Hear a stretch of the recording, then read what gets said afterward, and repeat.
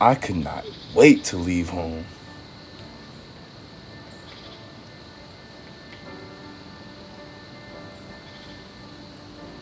I really wish I could go back.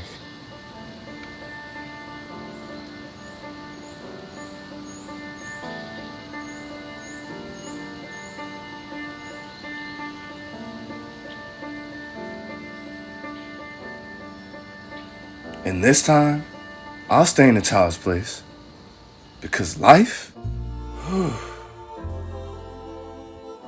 So when I think about social recovery, I think about debunking myths, about unveiling things that have been covered up. I think about reconditioning some of the things that we've been taught and told, and oftentimes for the purpose of controlling. There absolutely is a need to change our perspectives, our beliefs, to tap back into our true intention and who we truly are.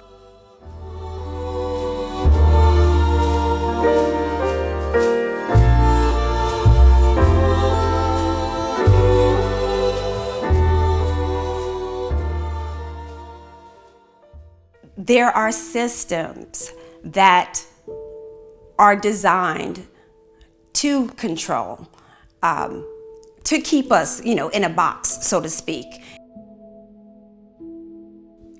To me, it's almost like a game, unfortunately, a game that in order to succeed and do well, you have to learn how to play.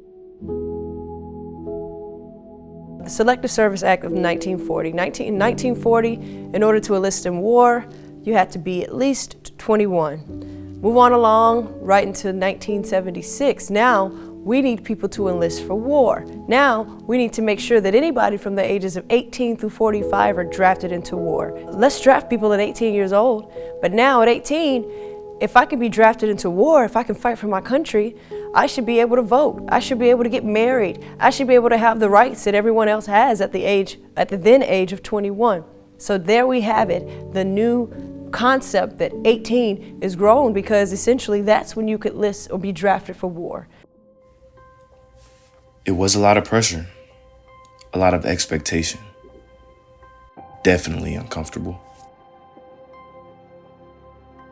18 being grown isn't something that all parents always enforced. It was also something that 18-year-olds wanted to take the liberty of being, because it allowed a new stage of freedom, a new stage of independence, a new stage of making decisions for myself that aren't rooted in conditioning, that aren't rooted in what my parents want me to be, but that it's rooted in what I am or what I want to become. What we do know psychologically is that in terms of brain development in our prefrontal cortex, that's not finished developing until someone's 25. In terms of our ability to make rational decisions, our impulse control, our ability to really think through the implications of our decisions and to really predict the outcomes that are based on certain risks that we take. Certainly, I think 18 is where we start to have the freedom to start to make some of those decisions with less parental monitoring and certainly with more legal freedoms. But what we do know, kind of based on the ways that we develop in society, is that no, certainly at 18 are we not full grown. We have met those developmental milestones, but we are still working on really learning how to best navigate society, to make decisions based on the future. Of course, 18 is also a rites of passage. That's usually when individuals have graduated from high school, they're going on to college, or military, or trade. So in their minds, oftentimes, they do consider themselves to be grown. I sometimes call them virtual adults. You're almost there.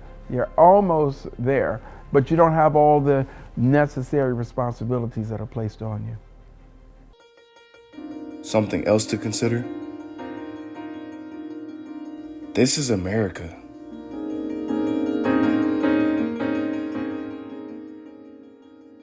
When you think of white families, you're preparing them to go out and succeed. There are no discussion about barriers or obstacles that they necessarily face, but for African American families, there's a different reality. With Black people in general, we teach from a perspective of survival, because there's so many systemic things that are designed without us in mind, right? So we've got a lot, and we're playing catch up still, to be honest, when we think about slavery, and I won't go into that too deeply right now, but again, we're still trying to catch up as a whole. Black families don't necessarily have the same privileges that white families have, and that we are raised in different ways just based on potential pitfalls and barriers that exist in society. So, right, we know that Black parents, for example, spank their kids to really prevent them from the potential pitfalls that exist for non-compliance in society. So they know that if a white kid talks back,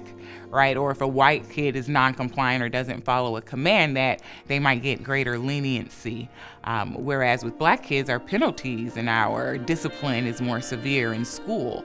They can be, suspended at higher rates. They can be body slammed by their resource officers, what we're seeing on social media and in the news, and certainly police brutality exists. So I think that what we know about, again, socialization is that Black families are preparing kids for these potential pitfalls and raising them in a way that says, yeah, you're 18, you're gonna have to go navigate society, you might be out on your own, there are these dangers that exist, so you do have to grow up, I think, a lot quicker, and you do have to be more aware and more cognizant of those ongoing stressors that exist, right? Financially even. We don't necessarily have that generational wealth and that nest egg that we're able to pass down. So that's to say, yeah, you are gonna have to work. You are gonna have to buy your own first car. There's not that hand-me-down that exists. But also, right, you do not have the same freedoms that necessarily exist. And I think that, Black families are just aware of that as it pertains to even resources that they seek out. So we don't have, right, that luxury of just trusting existing services and being able to navigate society without these barriers that do cause us to raise our kids in a way that says, become more independent, be able to fend for yourself, be able to, again, navigate these barriers. What I've seen in just our white counterparts is, we tend to take on the mentality of, not to speak when grown folks are speaking, but they give their children the leeway to be able to have hard conversations, to speak truth to power in the home. We see it as talking back as disrespect, but a lot of times if a child is not able to challenge or to think critically for themselves in regards to or in relationship to their parents, if I don't get the practice in the home, how do you expect me to do it in the world?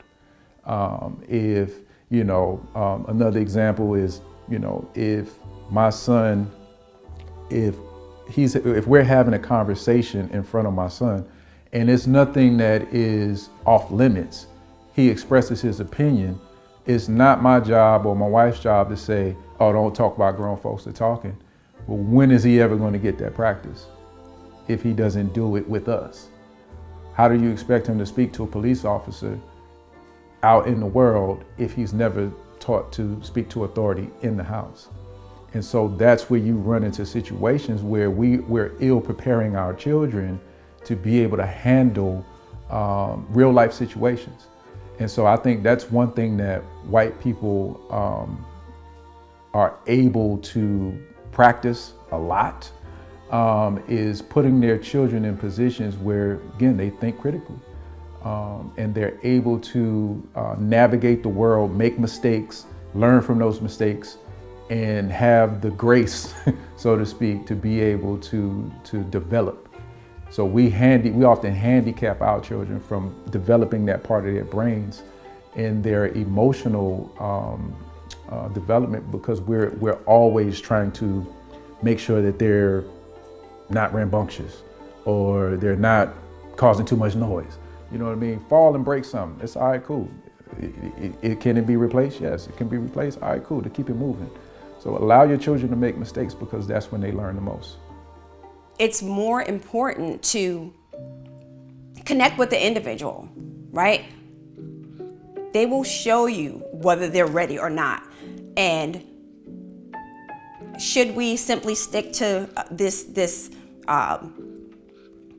strict rule of thumb of a particular age of 18 and encourage your kids to leave or put them out or give them ultimatums. Absolutely not. That could cause more harm than good. So I think it's more, about the individual and us being in tune with who and how they are and their readiness.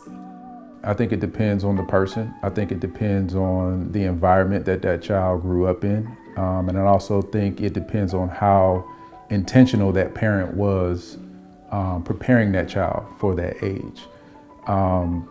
It very well could mean that doesn't happen until the person is 25, 30.